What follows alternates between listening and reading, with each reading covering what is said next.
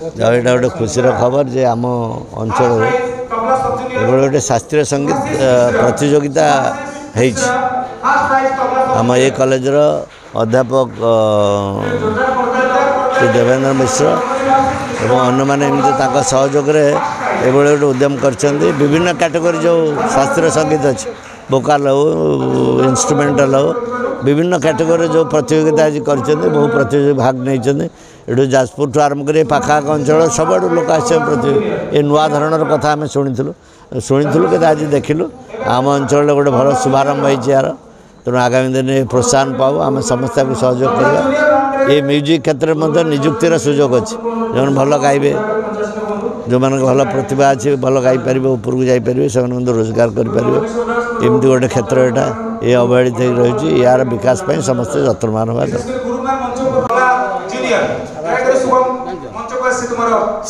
शास्त्रीय संगीत हूँ शास्त्रीय संगीत को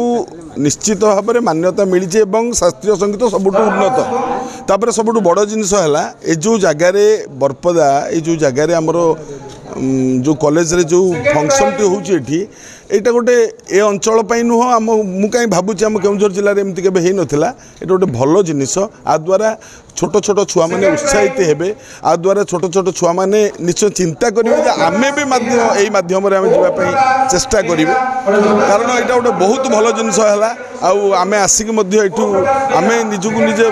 माने भल लगे आम भाविलु जहाँ आम अंचल भितर गोटे संगीतर आसर ये हो पारा यहाँ बहुत बड़ जिनिस आ बहुत भल लगे मतलब मोटामोटी बहुत भल लगे मु सुभाषी शतपथी यही सानिधापा अनुष्ठान संपादक आज यही जो कार्यक्रम अनुष्ठित होता गोटे राज्यस्तरीय संगीत प्रतियोगिता शास्त्रीय संगीत प्रतियोगिता शास्त्रीय संगीत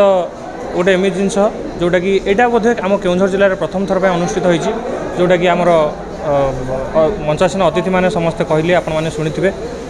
केउझर जिले में प्रथम थर आज ये कार्यक्रम अनुष्ठित होती सानिधापा द्वारा जोटा कि आम रखीलु हिंदुस्तानी भोकाल ओडिसी भोकाल एवं तबला सबुथे उभय सब जूनियर जूनियर एवं सीनियर सबुथे उभय विभाग सबू विभाग सबू बंटन होता एवं बहुत आड़ू पिला आसते पाखापाखि केन्द्रापड़ा जाजपुर जगतसिंहपुर एवं भद्रक आम केन्दुझर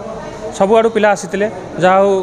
बर्तमान प्राइज डिस्ट्रीब्यूशन सरीगला बर्तमान आमर आरंभ हम यहाँ होता पत्तपवन महाविद्यालय साईकुल बरपदा कॉलेज रे जोटा कि होता अतिथि आसते मुख्य अतिथि भाव में आम अंचल विधायक श्री बद्रीनारायण पात्र को आम अनुरोध करूँ सी आसिक आम गणर पहुँचते और सम्मानित अतिथि भाव